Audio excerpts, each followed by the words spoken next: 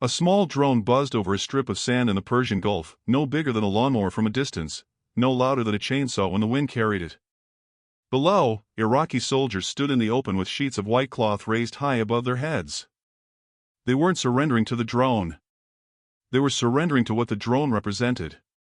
Out beyond the haze, sitting low and heavy on the water like a moving factory, was the USS Wisconsin, an American battleship from an older age, when the United States still believed that if you had to send a message, you should send it in steel. The drone was just the eyes. The real weight was the ship behind it, 9 16-inch guns pointed inland, quiet for the moment, but never out of the conversation. And that's the part people forget when they hear this story. The surrender wasn't about technology. It was about memory. About reputation. About what happens when you've seen or heard what a battleship can do to the ground under your feet.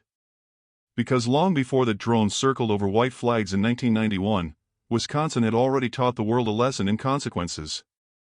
Go back to the Korean War. The sea is cold and gray, the coastline jagged, and the air smells like cordite and diesel. Wisconsin is on the gun line, doing the job battleships were built for, supporting troops ashore with firepower that doesn't ask permission from terrain. Somewhere on the coast, a North Korean shore battery takes a shot at her, one shell, one decision. It hits. Not enough to sink her. Not even close. But enough to draw blood. Enough to turn a warship into something personal. On paper, the response is procedure: identify the battery, calculate range, load, fire, adjust, fire again. There's nothing mystical about it, just American engineering and discipline, crews trained to do the same thing perfectly under pressure. But to anyone watching from the shoreline, it looks like the sky tearing open. A battleship doesn't shoot back the way other weapons do. It changes the landscape. It turns a hillside into a problem you can't solve. That retaliation became legend among sailors, often remembered by the phrase temper, temper, as if the ship itself had a short fuse. But in truth, Wisconsin wasn't throwing a tantrum. She was setting a reputation. And in 1991, when a little Pioneer drone floated over those white flags, that reputation did the heavy lifting. The battleship didn't need to fire again because the men below already knew what came next. To really understand why those men raised white flags for a drone, you have to picture what the drone meant in 1991. This wasn't science fiction. It wasn't Terminator. It was a small, noisy, propeller-driven Pioneer UAV about as elegant as a work truck. But it had one job, and it did it well: it watched. It circled. It marked. And wherever it looked, the battleship's guns could reach. On Failaka Island, the Iraqi troops weren't facing a single rifle line or a tank column they might slip away from in the dark. They were facing a system of spotters in the sky, fire control crews below deck, and 9 big guns that could deliver violence on schedule, at distance, with a kind of cold patience. That's a different kind of fear. If you're a certain age in America, you grew up knowing what American power looked like. You saw aircraft carriers on the evening news. You heard the word Iowa class spoken like a brand name, something heavy, expensive, and unmistakably ours. Wisconsin wasn't just another ship in the fleet. She was the old idea of certainty: we can reach you from here. And a drone hovering overhead makes that certainty feel personal. Because once you understand what the drone is doing, you realize you're not being observed for curiosity. You're being observed for correction. The drone is not a camera, it's a measuring tape. It's the final link between a human decision and a very non-human outcome. Imagine standing there on sand and rock, and realizing this.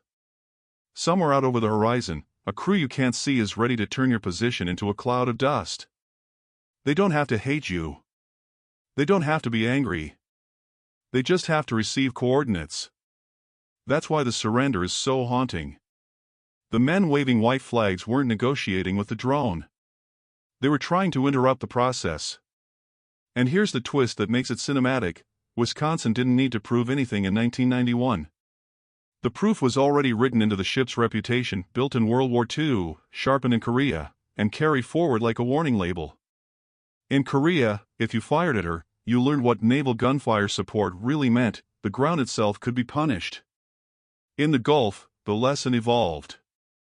The battleship had become so psychologically loud that the sound of the guns wasn't required.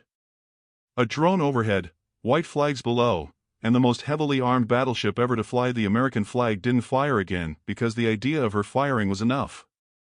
What makes this story stick isn't just the hardware. It's what the hardware says about a country.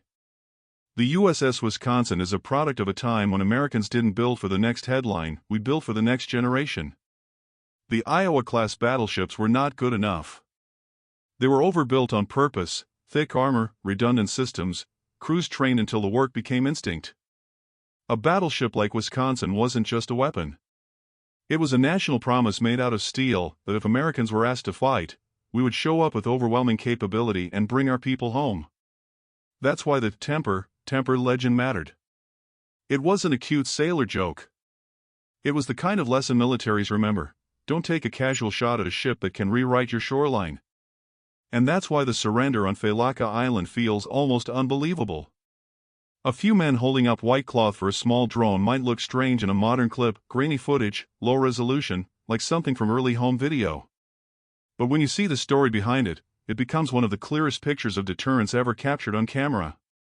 Because deterrence isn't about pulling the trigger. It's about the other side believing you will and understanding exactly what that means.